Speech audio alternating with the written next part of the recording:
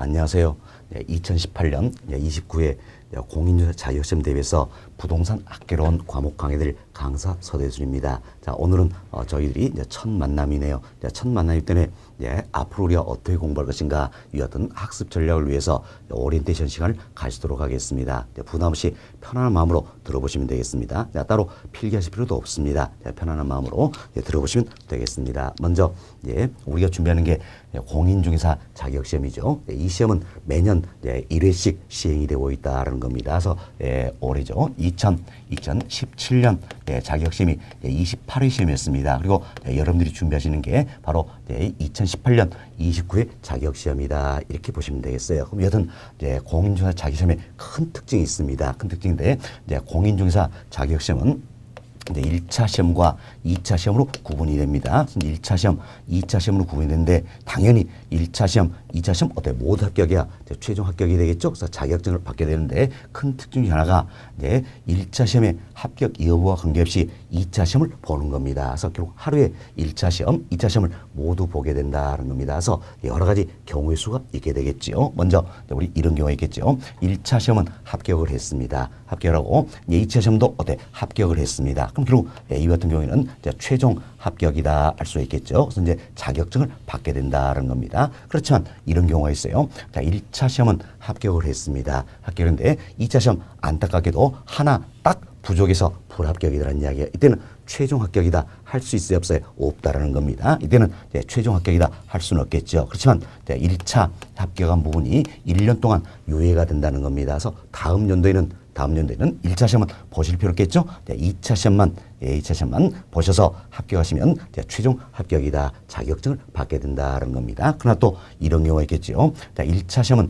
안타깝게도 딱 한 문제 부족해서 불합격됐습니다. 그러나 2차 시험은 점수가 남아둔다는 이야기예요. 이때는 어떻게 들으신가? 바로 2차 시험 이 자체가 이 자체가 무효 처리돼 버린다라고 보시면 되겠습니다. 따라서 이때는 다음 연도에 1차 시험, 2차 시험 모두가 다시 보셔야 된다는 겁니다. 자, 다음은 1차 한 문제 부족해서 불합격되고 2차도 한 문제 부족해서 불합격이라는 이야기는 뭐 더 이상 말씀드릴 필요 없겠죠. 최종 불합격이다. 그래서 다음 연도에 1차 시험, 2차 시험 다시 보셔야 된다는 겁니다. 그럼 우리가 중개사 자격시험에 최종 합격을 해서 자격증을 받기 위해서는 무엇보다 중요해 뭡니까? 1차 관문을 통과하는 것이다. 이렇게 보시면 되겠습니다. 그래서 1차 관문을 통과하는 게 무엇보다 중요한데, 자, 이 1차 과목은 크게 두 과목으로 구성됩니다. 자, 저랑 함께 학습할 부동산 학개론이다. 이 과목이 있어요. 부동산 학개론.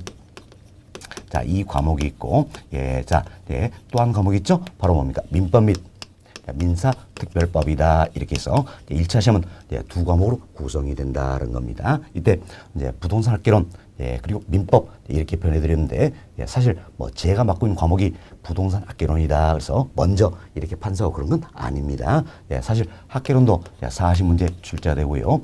민법도 40문제 출제됩니다. 그래서 총 몇 문제입니까? 80문제다. 이렇게 보시면 되겠어서 80문제 가지고 시험을 보겠는데 1번부터 40번까지가 부동산 학개론 이 과목이에요. 그리고 41번부터 80번까지가 민법 이 과목이다. 이렇게 생각하시면 되겠어서 제가 부동산 학개론 이걸 먼저 적어드린 게 바로 1번부터 40번까지가 부동산 학개론 관련된 문제이기 때문이다. 이렇게 보시면 되겠습니다. 자, 그럼 1차 시험을 합격을 하기 위해서는 두 가지 넘어야 될 산이 있다는 이야기예요. 먼저 과목당 과락을 면해야 된다는 겁니다. 이때 과목당 과락이다. 자, 이건 뭡니까? 부동산 학개론 이 과목도 하나의 과목이 되겠고 민법 민사특별법 이 과목도 하나의 과목이 된다. 이렇게 보시면 돼서 각 과목별로 과락을 면해야 된다는 겁니다. 이 과락은 과목별로 40% 미만일 때가 과락이다라는 겁니다. 자, 그럼 최소한 우리는 40%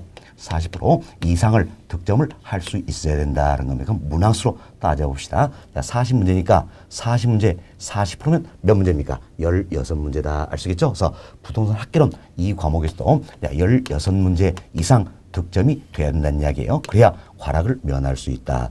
민법 이 과목에서도 16문제 이상 득점이 돼야 과락을 면할 수가 있다는 겁니다. 그래서 과락은 과목당 적용이 되는 것이다. 이렇게 보시면 되겠어요. 그래서 과목당 과락을 면하고요. 이게 먼저 넘어야 될 하나의 산이 되겠습니다. 그리고 또 하나가 있죠. 또 하나인데 또 하나는 어때? 두 과목 포함합니다. 포함해서 평균 어때? 60% 이상 득점이 돼야 된다라는 겁니다. 이때 이 60%는 두 과목 포함한 겁니다. 포함한 거다. 그래서 이제 학개론 그리고 민법 두 과목 포함해서 60% 이상이 돼야 된다는 거죠. 그럼 자, 문항수 따져봅시다. 두 과목 포함해서 총 몇 문제입니까? 80문제죠. 80문제니까 60% 계산해 보세요. 몇 문제입니까? 자, 68은 48이죠. 그래서 48문제 이상 득점이 돼야 된다는 겁니다. 그럼 자, 우리 또 여기도 여러 가지 경우의 수가 있다는 겁니다.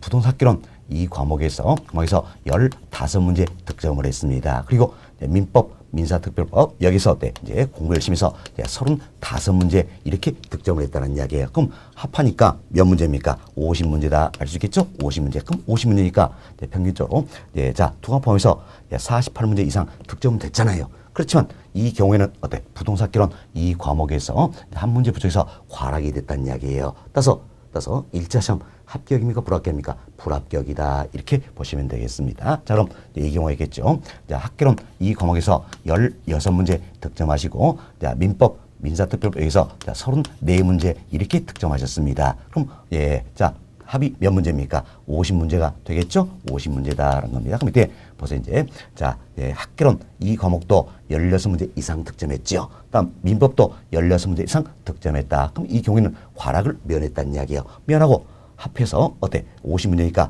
48문제 이상이 됐죠? 이 같은 경우에는 1차 합격이다. 이렇게 보시면 되겠습니다. 이처럼 여러분들이 1차 과목을 통과하기 위해서는 두 가지가 필요하다는 겁니다. 먼저 과목당 과락을 면해야 된다는 겁니다. 그래서 과목당 40% 이상 득점이 돼야 되겠고 두 과목 포함해서 어때? 60% 이상 득점이 돼야 된다. 이렇게 생각하시면 되겠습니다. 하지만 여러분이 공부를 하시다 보면 대체로 점수는 어때? 고르게 나온 편이다. 이렇게 보시면 되겠어요. 그래서 학개론 이 과목도 24문제 이상 득점을 하시게 되겠고 민법, 민사특별법 이 과목도 24문제 이상 득점을 하시게 된다. 그래서 대체로 점수는 고르게 나온 편이다. 이렇게 보시면 되겠습니다. 이렇게 해서 1차 과목을 통과할 수 있다 생각하시면 되겠어요. 여튼 우리가 이제 1차 과목을 통과하기 위해서는 두 가지 산을 넘어야 된다. 자, 각 과목당 과락을 반드시 면해야 되겠고 또 합해서 평균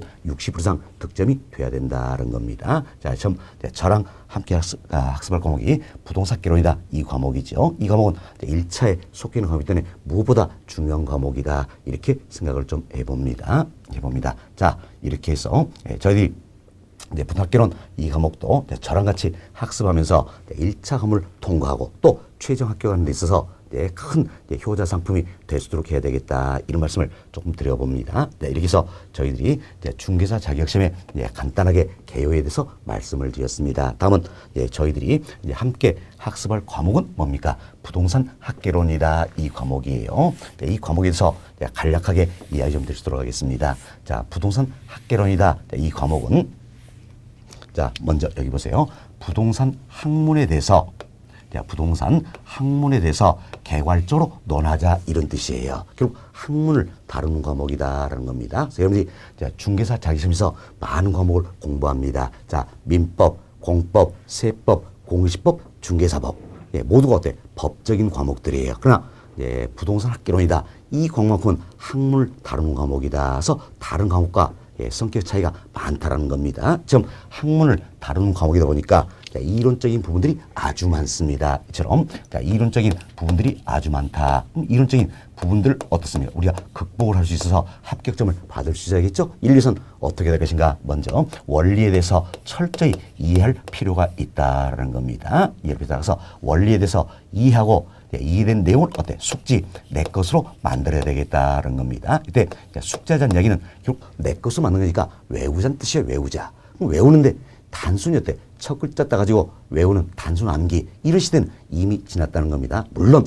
학교는 이 과목에서도 첫 글자 따서 외워줘야 될 부분이 있습니다. 그렇지만 대체로 이해된 내용을 내 것으로 만들 수 있어야 된다. 그래서 단순 암기보다는 이해된 내용을 내 것으로 만들어야 된다. 이렇게 생각하시면 되겠습니다. 그래서 이제 이 이론들에 대해서 자, 원리를 철저히 이해하고 이해된 내용을 숙지 내 것으로 만들 필요가 있더라는 겁니다. 그러면서 현실 세계에 접목시켜서 응용력을 배양시켜야 된다는 겁니다. 사실 우리 시험에 대부분의 문제는 응용력을 요하는 문제예요. 그래서 이처럼 응용력이 배양되지 않으면 합격점을 받기가 어렵다는 겁니다. 그래서 이제 다른 과목과 달리 학교는 이 과목은 어떻게 학습하자. 자, 이론적인 이 부분들에 대해서 원리를 철저히 이해하고 이런 내용을 숙지 내 것으로 만들고 응용력을 쌓아가야 된다는 겁니다. 자, 이를 위해서는 최고의 방법이 뭘 것인가? 바로 반복학습이다라는 겁니다. 반복학습에서 성인학습에 있어서는 가장 좋은 학습 방법이 반복학습이에요. 이상 좋은 건 없습니다. 사실 앞으로 또 이야기 드리지만 우리 그동안 공부 안 한 지가 오래됐다는 이야기예요. 10년 만에 처음으로 공부해 보신 분 계실 것이고 20년 만에 처음으로 때 공부하신 분도 계실 거란 이야기예요. 그러니까 공부 안 한 지가 너무 오래다 보니까 그러니까 제가 설명을 드려도 설명 드릴 때는 어떻습니까? 그렇구나. 끄떡끄떡 하십니다. 그렇지만 고개 뒤로 딱 돌린 순간 저 새끼 뭔 이야기했지? 아무것도 생각이 안 난다는 이야기예요. 바로 이게 우리들의 현실이다. 그럼 이걸 극복해서는 어떻게 하신가? 반복학습 이상 좋은 건 없다라는 겁니다. 마치 여러분들이 이 원리다 생각하시면 되겠습니다. 여러분이 콩나물을 기른다 생각을 해보세요. 콩나물 기를 때 물을 자꾸 줍니다. 그 물을 자꾸 주면 물 준 쪽쪽 물은 빠져나간다는 이야기예요. 그럼 제가 설명을 이렇게 드렸어요. 설명을 드리면 이쪽으로 들어옵니다. 그렇지만 곧바로 또 이쪽으로 빠져나가 버린다는 이야기예요. 이 원리입니다. 그래서 보세요. 콩나물 물 자꾸 줘도 물이 빠져나가지만 콩나물로 자라는 겁니다. 그 흔적이 남기도 자란다는 이야기예요. 마찬가지예요. 우리들도 자꾸 듣고 또 빠져나가더라도 자꾸 듣다 보면 이게 쌓이게 된다는 이야기예요. 결국은 쌓여서 이걸 가지고 시험장에 가져간다. 이 생각하시면 되겠어요. 인류에선 뭐가 필요합니까? 반복학습 이상 중요한 건 없다. 이렇게 생각하시면 되겠어요. 그럼 도대체 학개론 이 과목에서는 몇 번이나 반복을 해야 될 것인가 하는 문제가 되겠죠. 그런데 최소 8번에서 10번 이상 반복을 해야 된다라는 겁니다. 자, 아마 이 부분들이 제가 여러분께 강의 드린 횟수가 될 겁니다. 횟수 아마도 이번 훨씬 많은 반복수를 시켜드릴 겁니다. 매 시간마다 시켜드리는데 제가 이런 정도 강의를 해드리고 여러분들이 때에 따라서는 예습도 하실 것이고 때에 따라서는 복습도 하실 거란 이야기예요. 이분까지 보면 더 많은 횟수의 반복이 이루어진다 생각하시고 최소한 학교는 이 과목은 몇 번 이상 8번에서 10번 이상 반복습이 돼야 된다. 그래야만이 우리는 합격점을 받을 수 있다. 이렇게 생각하시면 되겠습니다. 자, 이렇게 해서 이제 부동산 학개론이다. 이 과목에 대해서 간단히 설명을 드리고 잠시 후에 더 구체적으로 말씀을 좀 드리도록 하겠습니다. 자, 그럼 이제 여러분같이 학습하게 될 강사 서대순입니다. 제 소개를 잠깐 해주도록 하겠습니다. 저는 현재 이제 강의와 저술 활동 여기에 전념하고 있다는 겁니다. 그래서 이제 강의도 크게 두 측면에서 진행을 하고 있습니다. 먼저 여러분들처럼 공인중개사 자격시험을 대비하신 분들이 계시겠지요. 공인중개사 자격시험을 대비하신 분들에서 부동산 학개론이다. 자, 이 과목을 강의를 진행하고 있습니다. 강의인데 지난 2017년도 자격시험이 28회 시험이었지요. 28회 시험인데 2017년도 28회 시험을 대비해서 제가 부동산학개론 이 과목에서 16년 동안 강의를 해왔습니다. 강의를 해왔고 그리고 여러분같이 이제 29회 자격시험 대비한다면 이 과목도 17년째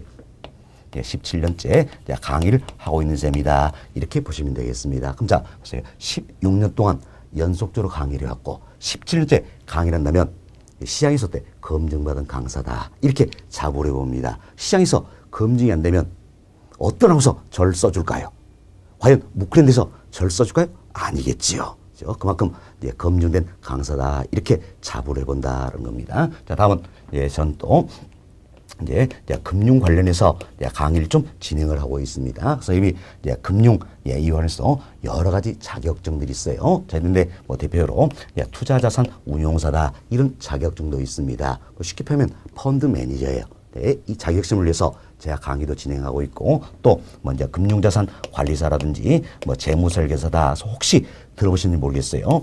AFPK다. 이런 자격증도 있고 국제적으로 공인해주는 CFP 자격시험도 있습니다. 사실 CFP 이 자격시험은 국제 공인이에요. 그래서 우리나라에서 자격 취득한 미국에서도 인정을 해주는 겁니다. 하여튼 국제공인 자격인데 이 같은 금융관에서 각종 자격 시험 관련해서 또 강의를 진행하고 있습니다. 그리고 금융관에서는 실무 과정도 강의를 좀 진행하고 있는데 아마 여러분들이 들어보셨을 거예요. 자, 보험연수원이다. 하여튼 연수원에서도 제가 강의를 하고 있고요. 다음은 이제 우정공무원 교육원이다라는 곳이 있습니다. 자, 우정공무원이다. 여러분이 또 낯선 분들 계실까요? 쉽게 우체국이다 생각하시면 되겠어요. 이 직원들 대상으로 해서 제가 또 실무 과정을 강의를 좀 진행하고 있다 이렇게 생각하시면 되겠습니다. 자, 이에도 뭐 여러 곳에서 실무 과정도 강의를 진행하고 있어요. 근데 참 금융 쪽에서 강의 진행하는데 이분은 조금 더 오래됐습니다. 그래서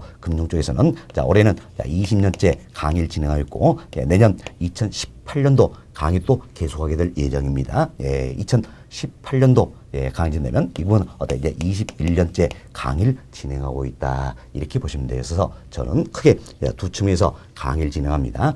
공인중개사 자격시험을 위해서 부동산 학개론이다 이 과목 강의를 진행하고 있고 다음 금융 관련해서도 뭐 자격시험인지 실무 과정 관련해서 강의를 좀 진행하고 있다는 겁니다. 그래서 17년째, 21년째 이렇게 강의를 진행하면 꽤 구력이 있다 이렇게 느껴집니다. 자, 다음은 또 이제 저는 저술 활동도 상당히 많이 하고 있습니다. 많이 하고 있는데 자, 제 이름이 굉장히 독특합니다. 그런데 제 본명입니다. 서대술. 이 본명이에요. 그럼 이름만 보면 대술이죠. 그럼 이름만 보면 저 새끼 때 술 뒤지게 잘 먹겠다. 이런 생각을 많이 하실 겁니다. 그렇지만 결코 그렇지는 못합니다. 그래도 제 주량은 딱 3잔입니다. 그럼 3잔을 넘어서면 그 다음날 강의가 안 됩니다. 집에 어떻게 하는지 몰라요. 그래서 제 주량은 3잔이다. 그런 겁니다. 다만 잔의 크기에 좀 문제가 있겠죠. 잔의 크기에 따라서 달라진다. 생각하시고 여튼 이때 술자는 여러분이 이제 뭐 저술하다, 서술하다, 기술하다 할 때 술자가 있어요. 그걸 쓰는 겁니다. 그래서 이제 한문으로 써보면 큰 대자에다가 지을 술자다. 그래서 이 술자를 씁니다.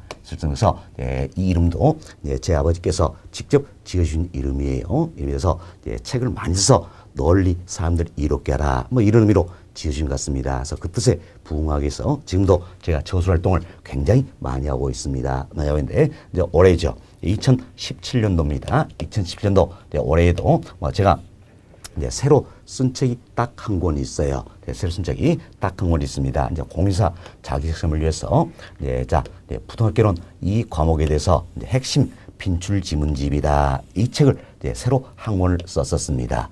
썼고 또 그동안 써왔던 책들이 있겠죠. 책들인데 매년마다 제도도 바뀌고 법도 바뀌니까 개정판들이 계속 나온다는 이야기예요. 그래서 올해도 하도 원고 작업을 많이 하다 보니까 도대체 제가 새로 쓴 책은 딱 한 권 있지만 개정판을 몇 권 있느냐 세어봤어요.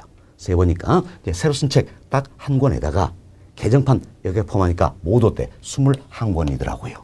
21권, 21권이다. 21권. 이렇게 해서 올해도 저술 활동을 상당히 많이 했다는 겁니다. 앞으로 여러분같이 부동학개론 이 과목 강의를 진행했는데 부동산 학개론 이 과목 관련해서도 기본서라든지 문제집 모여서 모두가 제가 직접 쓴 책으로 강의가 진행이 될 겁니다. 그래서 여러분들은 제 강의 들으시면 저자 직강 강의 듣는다 이렇게 생각하시면 되겠습니다. 저는 나름대로 중개사 과정뿐 아니라 금융 과정에서도 저술 활동도 많이 하고 있다는 겁니다. 그래서 강의와 저술 활동에 전념하고 있다 이렇게 생각하시면 되겠습니다. 다음은 저는 대학교에서는 경제학을 전공을 했습니다. 경제학을 전공을 했는데 이 자체도 어떻습니까? 학개론 강의하는데 큰 밑바탕이 되고 있습니다. 사실 앞으로 공부를 해보시면 아시겠지만 부동산 학개론이다 이 과목은 경제와 관련된 부분이 굉장히 많습니다.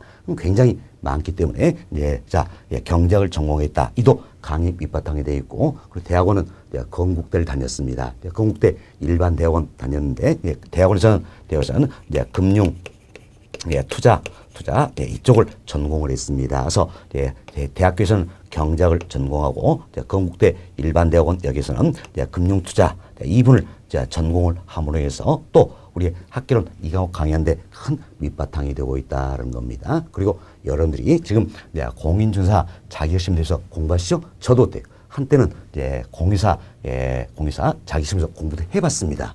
그래서 저도 자격증을 이미 취득을 했어요. 그래서 공인사 자격증 취득해서 현업에서 2년 정도 실제로 사무실 오픈해서 중개업도 했었습니다. 중개업하고 다음은 또 이제 딱 만 10년입니다. 10년 동안 건설회사에 근무를 했었습니다. 혹시 들어오시면 모르겠어요. 금호건설이다. 모르겠는데 여튼 금호건설 여기에서 만 10년 동안 근무도 했었습니다. 이 같은 다양한 경력들이 제 강의에 큰 밑바탕이 되고 있다. 이렇게 생각을 해보시면 되겠어요. 그래서 이 같은 제 경력을 토대로 해서 여러분께 학개론 이 과목이 효자 과목이 될 수 있도록 올 한 해도 최선을 다해서 여러분께 강의를 해드릴 것을 다시 한번 여기 약속을 드립니다.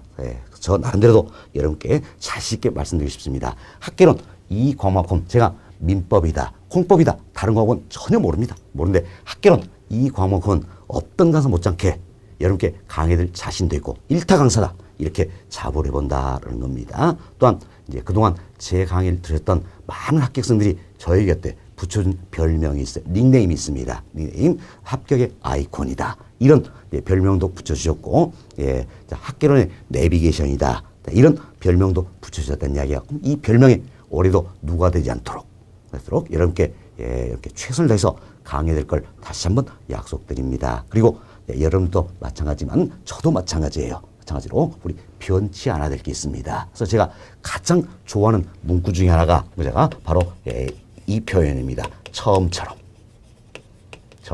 딱 이거 들으니까 어떻습니까? 또 술 생각나시죠?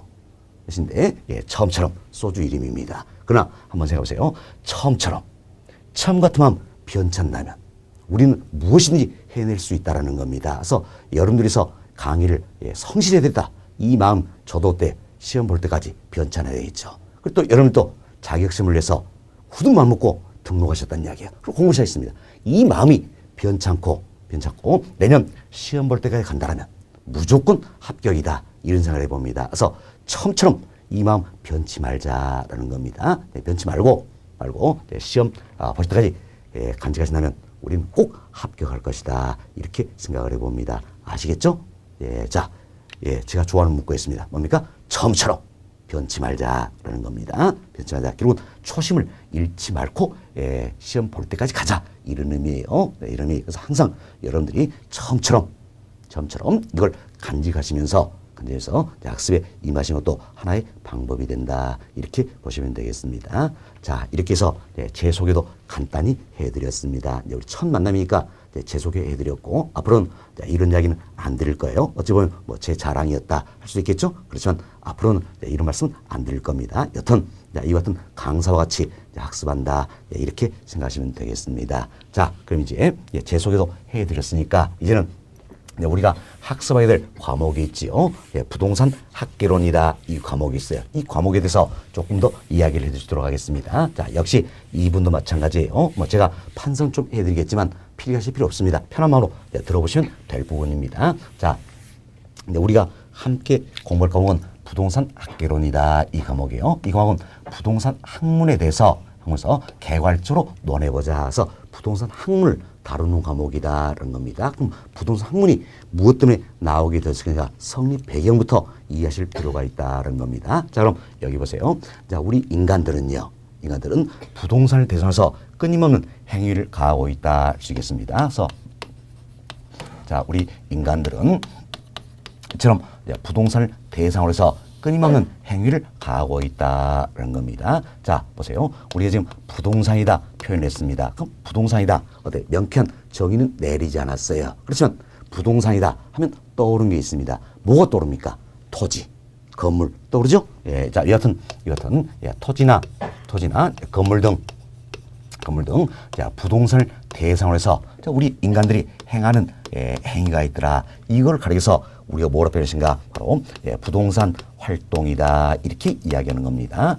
부동산 활동이다. 말 그대로 보세요. 자, 우리 인간들이 부동산을 대상으로서 행하는 행위다. 근데 부동산을 대상은 활동이 돼서 부동산 활동이다. 이렇게 표현합니다. 그럼 부동산 활동은 누구에서 이루어집니까? 바로 우리 인간들에서 이루어진다. 그래서 활동의 주체는 우리 인간들이 되어 있고, 자, 부동산 활동은 뭘 대상합니까? 부동산을 대상으로 한다는 겁니다. 따라서 자, 부동산 활동의 객체는 바로 뭐가 됩니까? 부동산이 되겠다. 이렇게 보시면 되겠습니다. 여튼 자, 우리 인간들이 부동산을 대상으로 해서 행하는 행위를 가려서 부동산 활동이다. 이렇게 표현을 했습니다. 그럼 자, 이 같은 부동산 활동은 특정 측면에서 이루어지냐? 그게 아니란 이야기예요. 아니다. 다양한 측면에서 이루어지고 있다는 겁니다. 그럼 우리 예를 한번 들어봅시다. 자, 내가 여기에 있는 이 땅을 사고자 한다는 이야기예요. 그럼 이 땅을 사고자 할 때 나는 어떤 활동을 할 것인가 한번 해봅시다. 최소한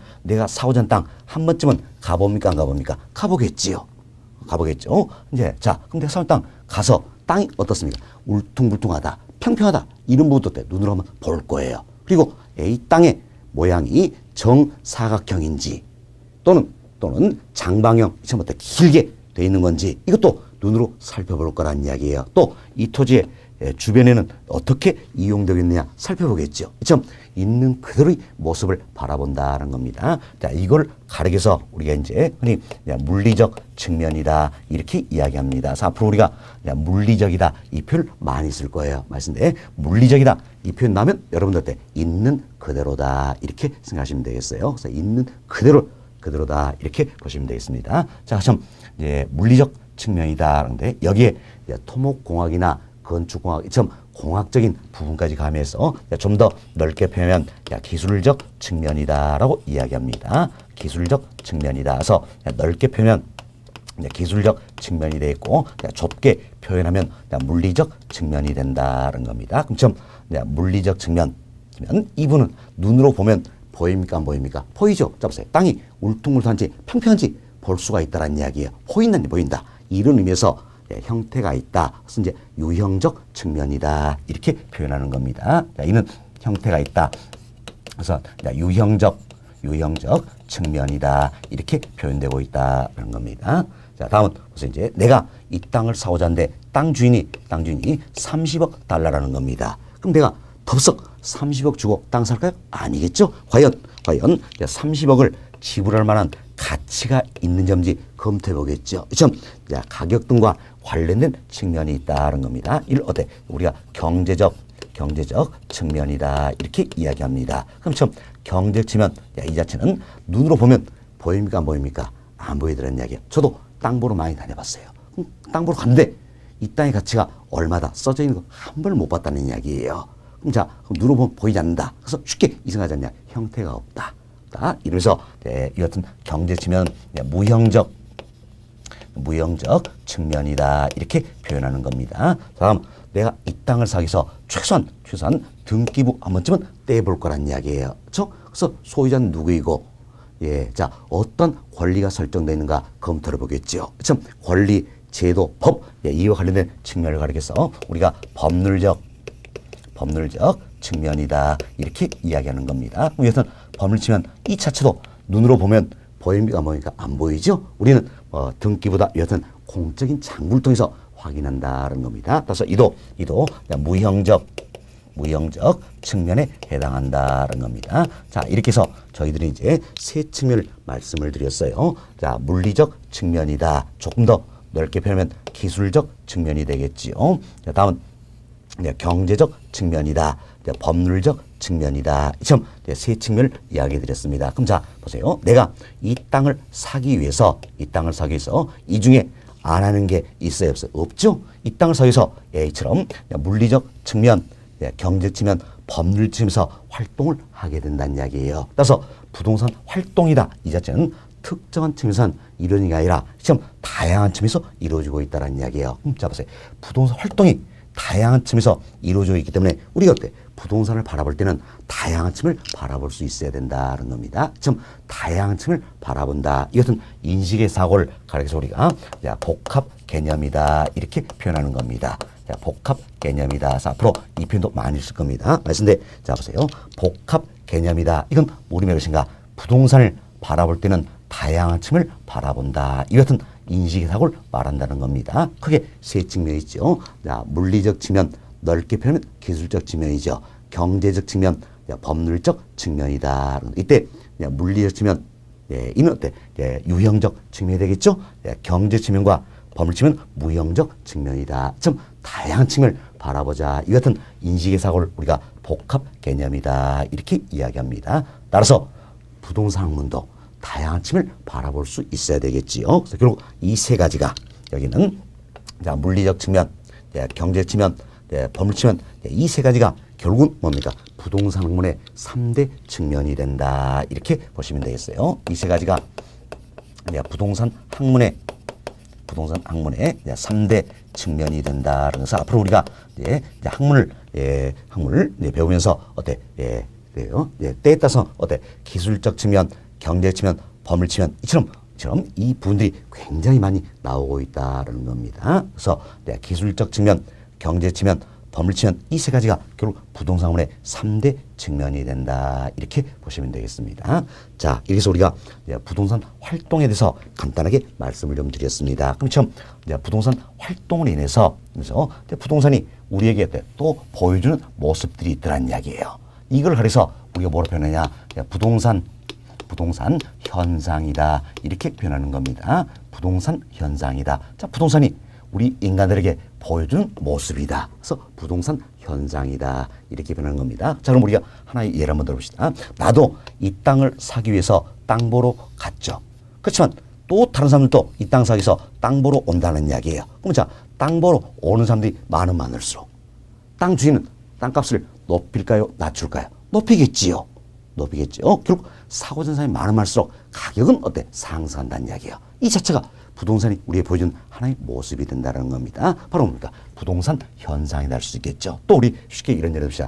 건물은 시간이 지나면 때 노후화되잖아요. 이도 어때? 부동산이 우리에게 보여준 하나의 모습이다. 부동산 현상이다. 이렇게 생각하시면 되겠습니다. 그래서 저희들이 이제 부동산 활동과 부동산 현상에 대한 용어 정리를 했습니다. 용어인데 자, 우리 인간들이 부동산을 대상으로 생각하는 여러 가지 행위를 가리켜서 우리가 부동산 활동이다 표현을 하고 부동산이 우리에게 보여주는 여러 가지 모습들을 부동산 현상이다 이렇게 표현했습니다. 아주 쉽게. 자, 내가 땅 사기 위해서 땅 보러 갑니다. 이는 뭡니까? 부동산 활동이 되겠지요. 땅 보는 사람이 많을수록 땅값은 올라간다. 이건 뭡니까? 부동산 현상이다. 이렇게 생각하시면 되겠습니다. 그럼 이때 여기는 자, 부동산 활동이 올바르게만 이루어집니다. 올바르게만 이루어지면 아무런 문제가 없겠지요. 그러나 때에 따라서는 올바르지 못한 활동이 이루어질 수도 있다는 이야기. 그래서 투기 이처럼 이제 올바르지 못한 활동이 이루어진다. 참 올바르지 못한 활동이 이루어진다면 부동산과 인간과의 관계는 좋아질까요? 안 좋아질까요? 안 좋아지겠지요. 안 된다. 이걸 가려서 우리가 이제 관계 악화다라고 이야기합니다. 관계 악화다. 그럼 자, 부동산과 인간과의 관계가 악화되었어요. 악화되면 뭔가 때 문제가 발생했다는 걸 알 수 있겠죠. 뭘 대상으로?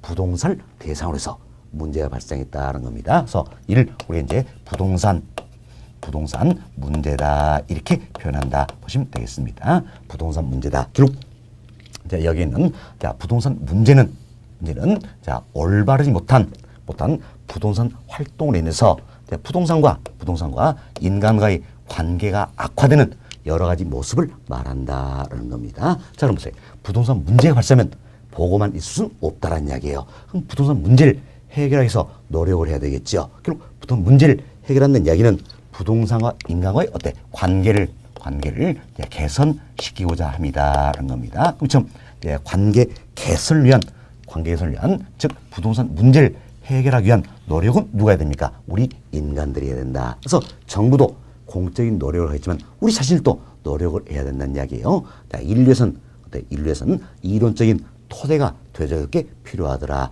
그래서 부동산 학문이 나오게 되었다. 이렇게 보시면 되겠습니다. 자, 이렇게 해서 저희들은 자, 부동산 학문이 왜 나오게 되었을까? 성립 배경을 설명을 드렸습니다. 자, 부동산 학문은 무엇 때문에 나왔습니까? 바로 부동산 문제를 해결하기 위함이다 할 수 있겠죠. 살짝 말 바꾼다면 부동산과 인간과의 관계 개선을 위함이다 할 수 있겠죠. 사실 부동산 문제를 해결한다는 이야기는 뭡니까? 부동산 인간과의 관계를 개선시킨다 이런 의미가 되겠지요. 그렇죠? 그래서 부동산 문제를 해결하기 위함이다. 부동산과 인간과의 관계 개선을 위함이다라는 겁니다. 또한 보세요. 부동산 활동이 올바르게만 이루어진다면 부동산 문제는 발생될 이유가 없겠지요. 따라서 올바른 부동산 활동을 유도하기 위해서 여기서 학문이 나오게 되었다. 이렇게 해서 여러 가지로 우리가 성립 배경을 설명드릴 수 있겠습니다. 한 번 더 정리합니다. 자, 부동산 학문은 부동산 문제를 해결하기 위해서 나왔다는 이야기예요. 즉 부동산과 인간과의 관계 개선을 위해서 나왔다. 또한 올바른 부동산 활동을 유도하기 위해서 나왔다. 이렇게 보시면 되겠습니다. 따라서 우리는 이 내용을 통해서 학문의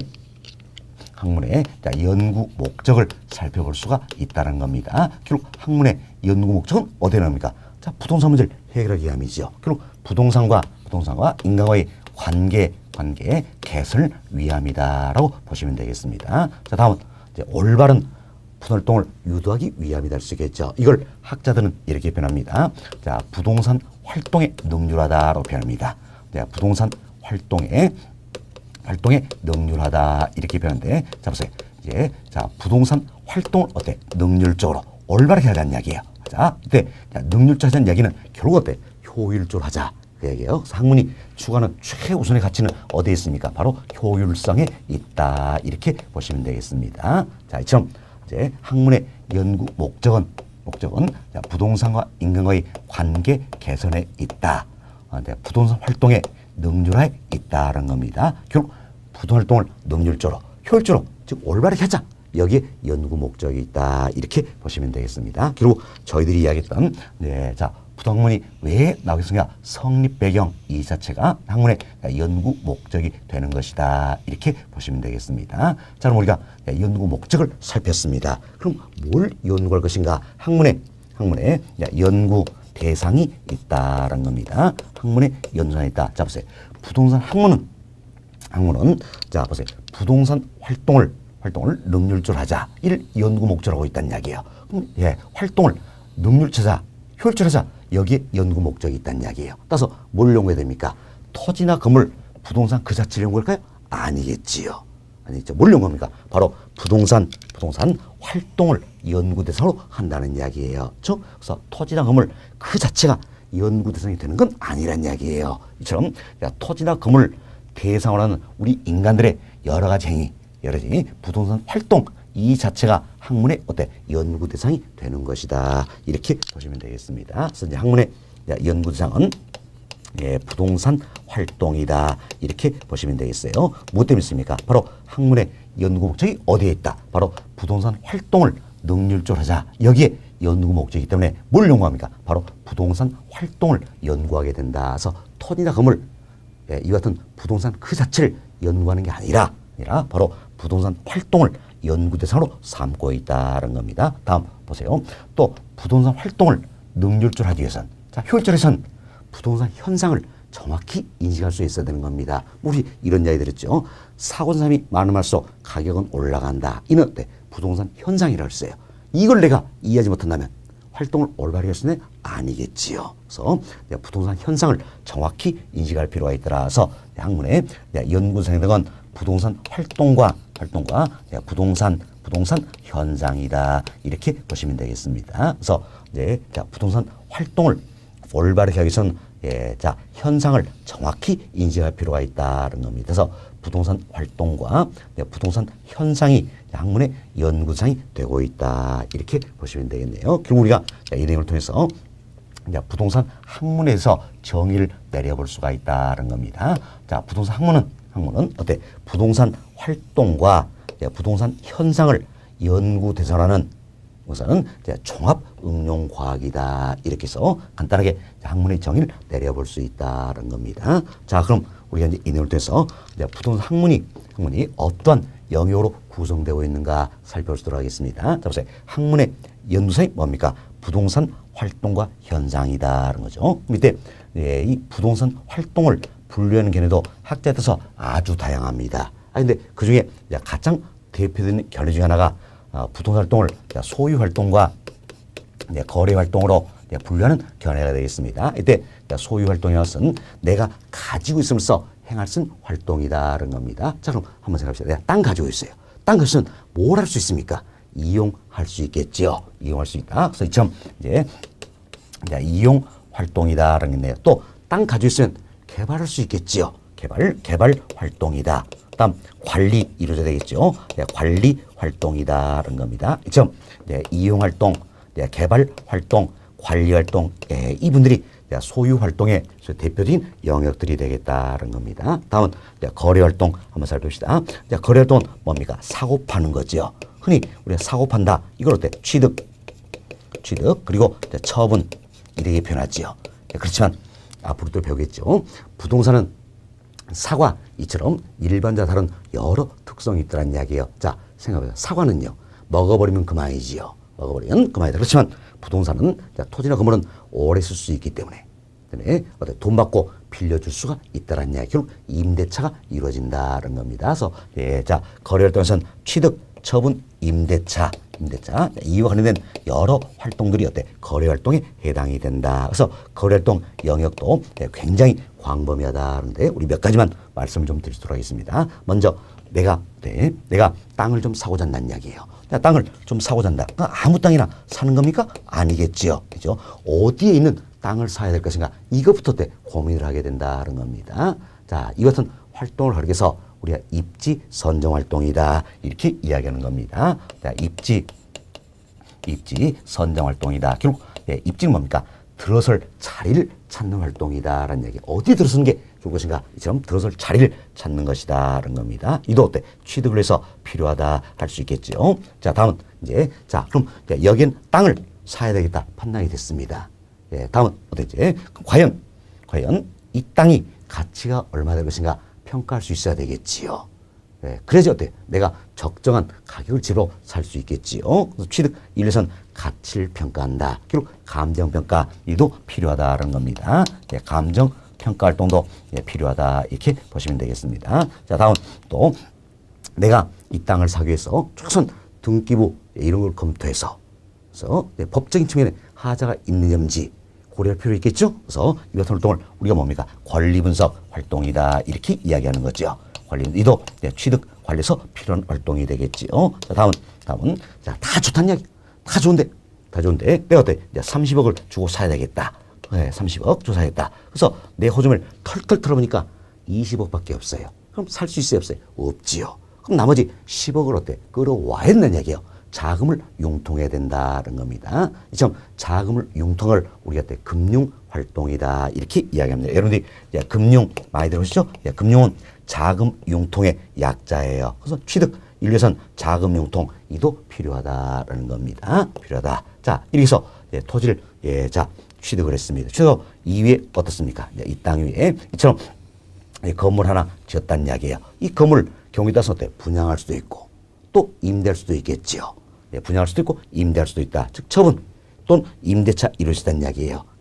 인류에선 뭐가 필요한 것인가? 바로 광고도 필요하고 다음 마케팅도 필요하다는 겁니다. 또한 취득, 처분, 임대차다 관련해서 중개 활동도 필요하겠지요. 다음 보험 활동도 필요하고 신탁 활동도 필요하다 할 수 있겠죠. 이들이 모두가 거래 활동을 구성 영역들이다. 이외에도 여러 가지 있지만 이런 정도로만 말씀을 좀 드릴 수가 있네요. 그래서 우리가 부동산 활동을 분류하는 가장 대표적인 결자서 소유 활동, 거래 활동으로 나눠드렸고요.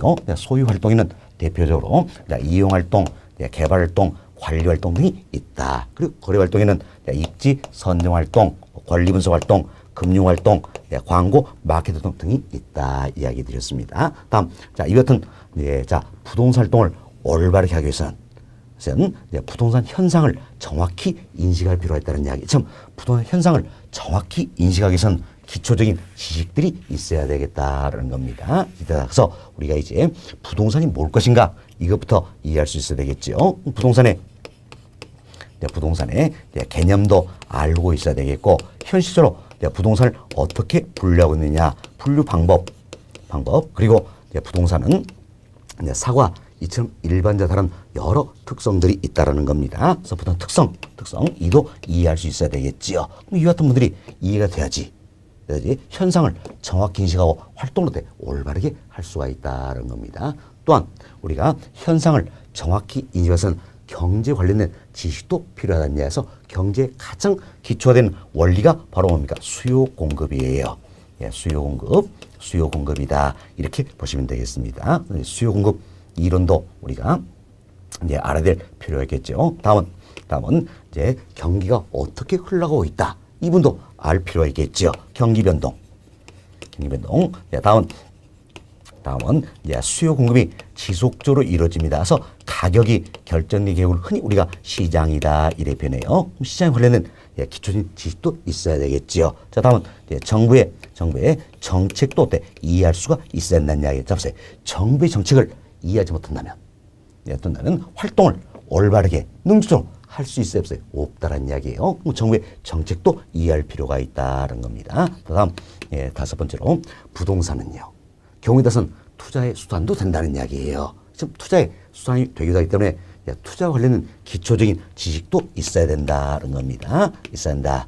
그래야지 자, 활동을 올바르게 할 수 있다는 겁니다. 참 여러 가지 지식들이 있어야지 현상을 정확히 인식하고 활동을 올바르게 할 수 있게 된다는 겁니다. 결국 학문의 연구상은 부동산 활동과 현상이다라는 건데 이분들 구성 영역들이 바로 우리가 말씀드린 이 내용들이 되겠다 이렇게 보시면 되겠어요. 이 내용들이다라는 겁니다. 그럼 이분들이 결국은 우리 학개론 이 과목의 시험 범위가 된다 알 수 있겠죠. 그래서 우리가 다루는 부분들이 바로 이 내용들이다라는 겁니다. 그럼 자 여기에 제가 몇 가지 넣어드렸는데 사실 여기에서도 제가 전혀 강의 안 하는 부분이 있습니다. 안 하는 부분인데 여기는 중개, 보험, 신탁, 권리 분석. 자, 이분들은 제가 학개론 기본서를 쓰면서도 다 빼버렸어요. 왜? 이분들 넣으면 어떻습니까? 교재 200페이지 늘어납니다. 200페이지 늘어나지만 여기 있을 때 최근 10년 동안 한 번도 출제가 안 되었어요. 이분까지 우리가 다 할 필요 없다는 이야기. 우리는 만점을 위해서 공부하는 게 아니라 합격을 위해서 그렇죠? 그래서 최근 10년 동안 출제가 한 번도 되지 않은 이 영역들은 제가 다 빼버렸다. 생각을 해보시면 되겠어요. 그래서 이분들은 제외합시다. 제외하고 나머지 이 이분들이 바로 우리 자격시험에서 출제되는 범위가 되겠다. 이렇게 보시면 되겠어요. 그래서 우리가 학습할 부분도 바로 이 부분이고, 우리 기본서도 바로 이 부분들로 구성이 된다. 이렇게 생각하시면 되겠습니다. 됐습니다. 그럼 여러분이 여기 보니까, 별로 많지 않은 것처럼 느껴집니다. 그러나 전혀 그런 게 아니에요. 여기는 이용활동, 이거 하나만 가지고도 제가 대학원에 있을 때 2학기 동안 배웠던 내용이에요. 그럼 이걸 생각하시면 굉장히 광범위한 부분이다 할 수 있겠습니다. 그래서 개론이다 이 과목이 어찌 보면 범위가 없는 과목이에요. 워낙 넓은 부분이다. 그래서 우리는 만점을 학습하는 게 아니라 합격을 위해서 학습한다 이렇게 생각하시면 되겠습니다. 근데 이 내용들을 토대로 해서 우리가 이제 학습을 하겠는데, 기본서도 이 내용을 토대로 해서 편제가 되고 있다는 겁니다. 그래서 기본서는 크게 제가 1편부터 3편이다 해서 3개의 편으로 구성을 했습니다. 그래서 이제 1편은 총론이다. 이렇게 표현되어 있는 부분이에요. 1편은